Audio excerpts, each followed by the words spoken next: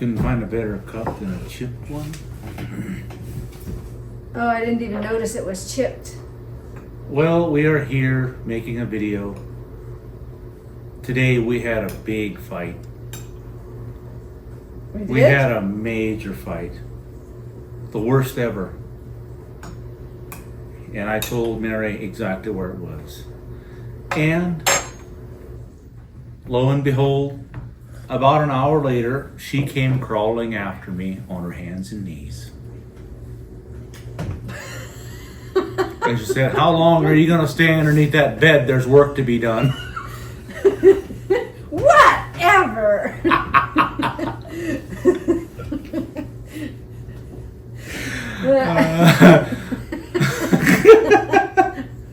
You've never heard that one before? I have to process it. I don't even know. I don't even get the joke. Why would you be under a bed? Well, the joke starts out as the guy really was heavy-handed, and like he won the fight. Oh, he won the fight. And an hour later, his wife comes crawling after him on her hands and knees, and says, "How long are you going to stay underneath the bed?" In other words, I would have won the battle. So Boy, tonight, Marvin and I decided to make tea. So this is from our garden right here. Plus, I have this in here too. Do we have a strainer? I need to sift these leaves out. Yeah. I shredded them up, so I got little bits of leaves. I don't think you'll be able to drink that. That's kind of like drinking tea leaves. This is something I don't understand. People will not drink their tea if they have a little speck in there. Oh, I can't drink that. But then, on the same note, they'll go to a steakhouse, order a big steak, shove their fork and take a steak knife and cut off a big chunk, stick it in their mouth. But when they see a little speck of tea, they somehow think, "Oh, I can't do that." It's all Oh, here. gross. All in And perspective. yet, most people eat their steaks half raw. I just can't do that. Anyway, tonight, Mary and I decided that we wanted to talk maybe a little bit more, maybe have a sit about our home life. Yeah. What was it like growing up in our household? Like Marvin, maybe some of you don't know, but Marvin and I both grew up in the Amish culture. Yes. I remember when I was little, we did not have any electricity, and my dad drove a horse and buggy. And the first horse that I remember, his name was Red. That was my dad's horse. It's probably the horse that Dad used to date my mom. I'm thinking. That was long distance. It was long distance. Missouri to Pennsylvania is Yeah. a long ways. You must I have know, been a but fast you know, when they horse. go to the singing, Right. if she comes down, they go to the singing, then the boy takes the girl home in there. Usually often it's an open buggy, or I mean, it was in, Depending on the community. yeah, in Bowling Green, Missouri, they often had open buggies. Yeah. Well, I think in Bowling Green, isn't it, the unmarried folks are not allowed to have a buggy, what they call a top buggy, an enclosed buggy. They had to have the open ones, and you Probably. were not allowed to have an enclosed buggy until you were married. That was not the case where we were at. We lived in northern Wisconsin, and I didn't grow up in the strictest Amish communities like Mary did. But anyway, you know, as we get older, we think back of, you know, the good old days, what they say, 35 years ago. Some of our first memories, but the memories like between, what are the precious, the ones that are like the most vivid? I mean, are the ages maybe 8 to 12, something like Yeah, that? I have just the most beautiful memories, you know, from like 2nd grade to 6th grade. Those were my fun years. Yeah. Yeah, I made a lot of friends. We did a lot of fun things. So I didn't grow up without electricity. We had electricity. We worked for a non-Amish farmer, and he had 4 farms. We lived on one of the farms, and we did all the work as far as the field work, the cows, milking, everything. So when I was 9 or 10, 9 years old, innocent time. And for me, a day like that consisted of getting up in the morning. Our family, we usually milk between 50 and 60, sometimes 65 cows. Wow, that's a lot of That's cows. a lot of And you cows. did it all by hand? No. You didn't do it by hand? No, Okay. we work for a non-Amish guy. Even though our community, we had the milking units, the way our barn was, the way our barn was set up is we had pipeline. Okay. So they have a vacuum pump and they have a stainless steel line that the milk runs in, and another PVC pipe with the correct adapters. And then we had 6 units, I think. And cows, once they were in their stalls, we didn't have to use the bucket, take the bucket and dump it into a, what did they call a step saver? The step saver was transferred into the milk house. So above the cows with the pitch, so that the milk all drained into the milk house, our units were detachable. They would go between 2 cows, we'd milk those 2 and then move them, milk those 2 and move them. So we had 6 units. And that's the way we milk cows. I never was on milking duty full time. One of my older brothers and sisters, they usually had that. My job was to feed the cows and feed the calves. And how old were you? I was probably I fed the calves when like 11, 10, or 9 and 10 when I started feeding the calves.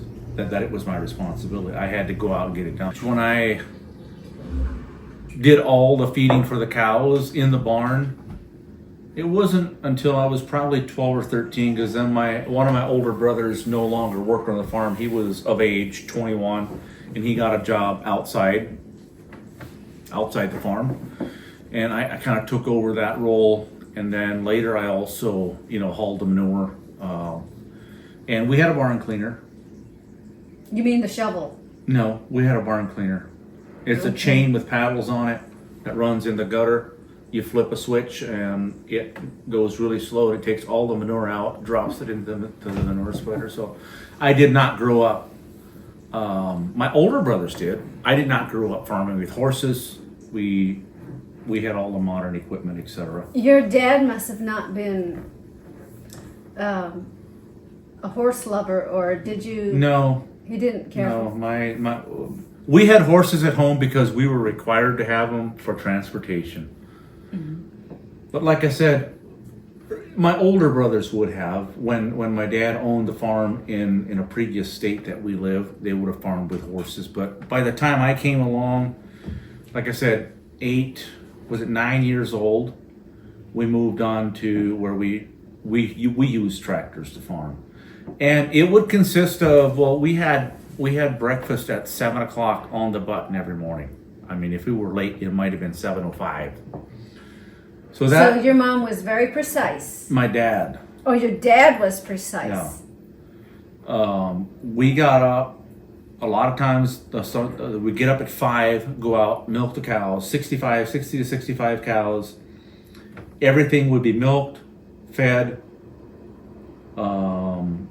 and then, all the milking equipment washed, hung up, and we were in the house eating at 7. So what time did you get up? Well, the ones that did the milking usually got up around 5. So you got up at 5 and you were in by 7. I usually for got up breakfast. at 6. Okay. And I could get up at 6, go out, feed the cows, and that consisted of feeding them ground grain, protein, which was soybeans, and then some silage and hay, depending.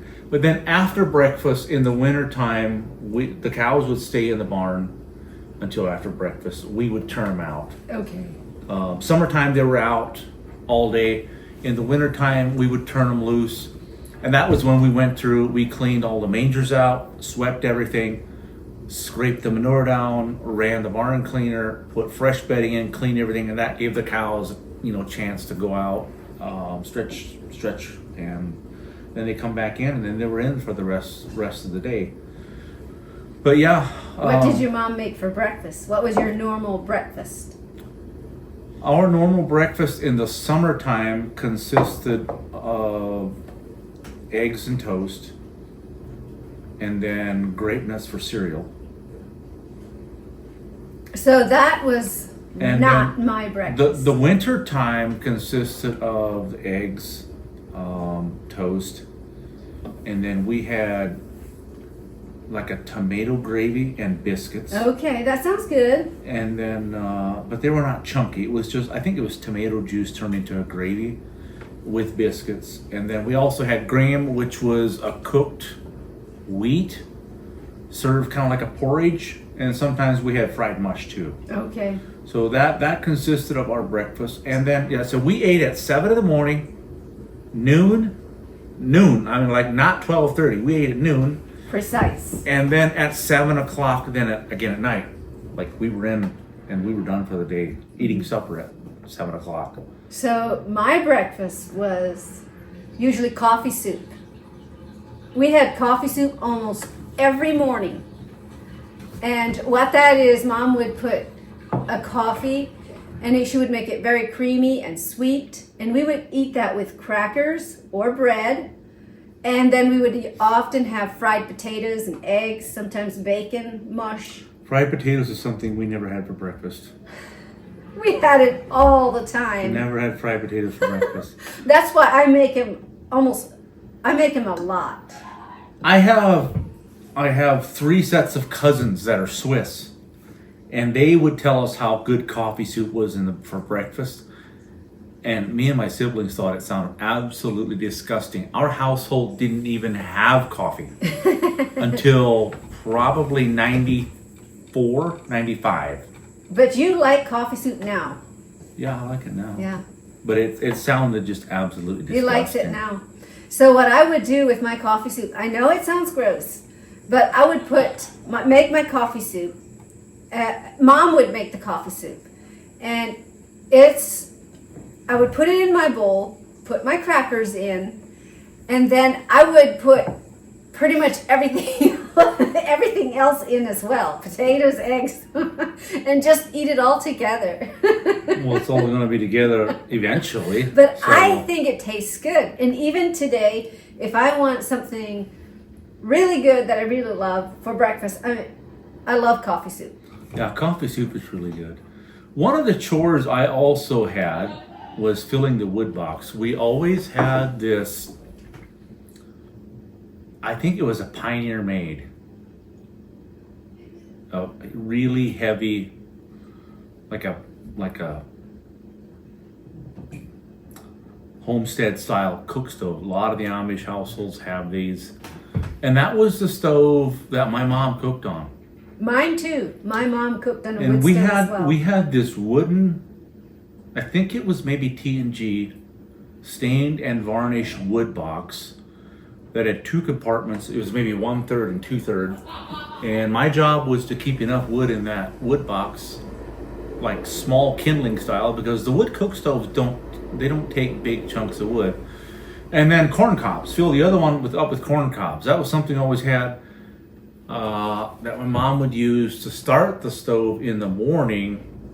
Was corn cobs, maybe a little bit of kerosene. Yeah, we did. And that was sort of corn cobs give you a quick hot fire, would take the chill away, and it kept the kitchen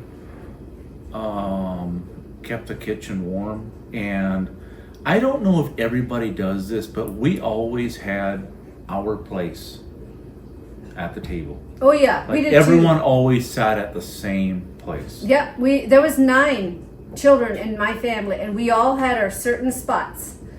And my mom cooked and baked on the wood stove. But if it was very hot, she had like a kerosene little stove that you would have to light with a match. But it was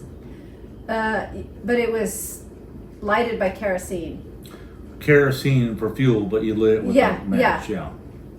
I wish I could give a picture for a visual, because there was like a chimney, and then there was a thing where you could put the kettle. We like didn't have that. Not when I grew up. Well- I think my mom used to have it years ago, but as I remember my dad saying that the smell of kerosene almost made him nauseous. Yeah, we would pop popcorn on there. If Mom wanted a quick something for Yeah. breakfast, or we would just do it on that because it was quick and easy. Well, later we did get a gas like a propane stove, and the propane stove is what we used in later years for the cooking. But earlier, like in the summertime, the wood stove, warm in the heat of summer when my mom was doing the canning. If she didn't have the kerosene stoves out, I think when we lived in Michigan, she had those. Okay. And we had a wash house entrance, like it was between the house and the shop. Yes, that's where Mom had hers, was in the entrance of the house. Gotcha. This was in Beaver Springs, Pennsylvania, in our house. We would go into the door, and then she would have that little stove. I wish I would know the name. I cannot think. But if I can find a picture, I'll try to see if I can post one. So yeah, that was our life. Something I do want to mention. I was the youngest of 10. My 3 oldest siblings were married and out of the house, and it was the 7 younger ones. My oldest sister is 20 years older than I am, and I have like one faint memory of each one of my 3 oldest siblings. Other than that, they were grown and gone before I even remember. So I don't have any memories of them even being in our daily life when I was growing up. Yeah, your oldest sister is 20 years older than 20 you, years and older you than are me. the youngest. Yeah. So I'm the second to the oldest in my family, and he's the youngest in his family. And it was just that way until 93. I had my sister Esther that got married, and I think it was maybe in 94 when my brother Eli got married. And then my brother Melvin ended up moving out of state. And then it was the 4 youngest. Yeah. Mm-hmm.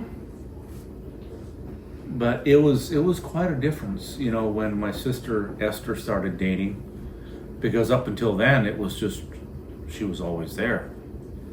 But one by one, they grew up and left the nest. Flew the coop. Yep. What did we do for entertainment? Reading. I read a lot of books.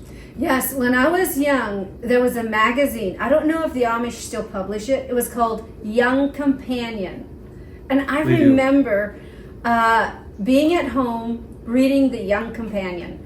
And you grew up milking, but I remember my dad milking cows too. And he did it all by hand. And I remember they had these milk cans. Were they aluminum milk cans or stainless steel milk cans? Some were stainless, mostly were steel. Steel milk cans. A little interesting story. When we were in Michigan, we lived in Michigan 3 years, and we milked by hand. I know my dad remodeled the barn because it wasn't set up for many cows. Remodeled the barn, and my dad and my siblings would milk the cows by hand, and I think the community then allowed, or they took a vote and decided that they were going to have milking units, allow them. So my dad got a few units. He got some of the stuff, I think pretty much everything he needed to get it set up, but he was busy working in the fields, and maybe he was gone for a day. I'm not sure, but my brother Eli was 14 years old, and he decided he is done milking cows by hand. And he was pretty innovative. Like, he was one of those guys that would get something done correctly the first time he tried. Or that's what it seemed like to me. And I remember him working that day. He got the lines in and everything, got the the vacuum pump hooked up. And by cracking, he was done milking cows by hand. Well, guess what? If cows are used to being milked by hand, and you throw a milking unit on them, it's completely strange, and they don't relax. So a cow can, what they call let down her milk. they have to be relaxed. And a lot of times when you start milking them, even by hand or with a unit, if they're not used to it, or let's say it's just a new cow, they'll sit there and the unit can be on them. You can be trying to milk and nothing will come out. All of a sudden they'll let their milk down, and then when you start milking, it comes out. So these cows, the first night that my brother Eli had hooked these units up, this was strange, and they ended up, if I remember correctly, they ended up milking most of the cows by hand because it was these strange things that was trying to milk them with the noise and the suction. They were just completely wadded up. They were pretty bummed out that they had to milk them, and I think within a couple of days, they got acclimated, and then they milked them with the milk. Poor ladies, they didn't know what was happening. Yeah, I have some beautiful memories of Bowling Green, Missouri. My dad milking cows by hand with my Uncle Jake.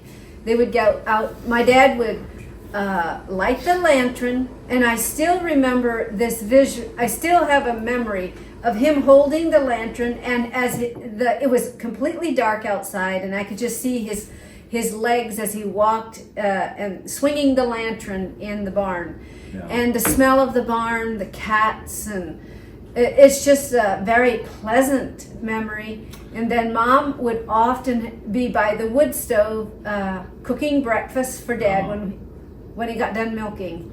Yeah, the cows eating, and we'd sit, when we were kids, we'd sit in the front and watch them chew their cud. Yeah. And the sound of the horses, the smell of the horses, and then just the hum of, if they're milking by hand, the milk singing into the buckets. Another interesting story about my brother Eli. My dad was working in one of the back fields one day, and this little wagon that we had, my brother Eli got the idea he's going to put a little gas power motor on that thing. And he took my dad's engine off of, I think maybe the hay elevator or the grain elevator, and he jury rigged that thing up. And I'm not sure, it was just a one wheel drove, but he'd sit on that thing, and he took, the motor had a clutch on it, like a pulley tightener clutch. That was the way he got it engaged, but no brakes. Oh, so how did he get it fastened to the wheels? With a pulley, or? He took the wheel and got a pulley and bolted a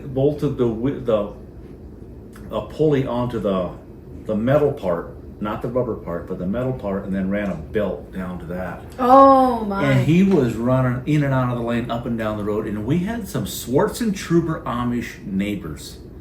Hon, maybe you should explain what Schwarzentroober Amish versus other Amish and so we had some Schwarzentroober Amish neighbors, which, for those of you that don't know, Schwarzentroopers are like the most conservative, the strictest, make it hard for yourself. Yes, so that I would have been, I think, classed as a Schwarzentroober when I was little.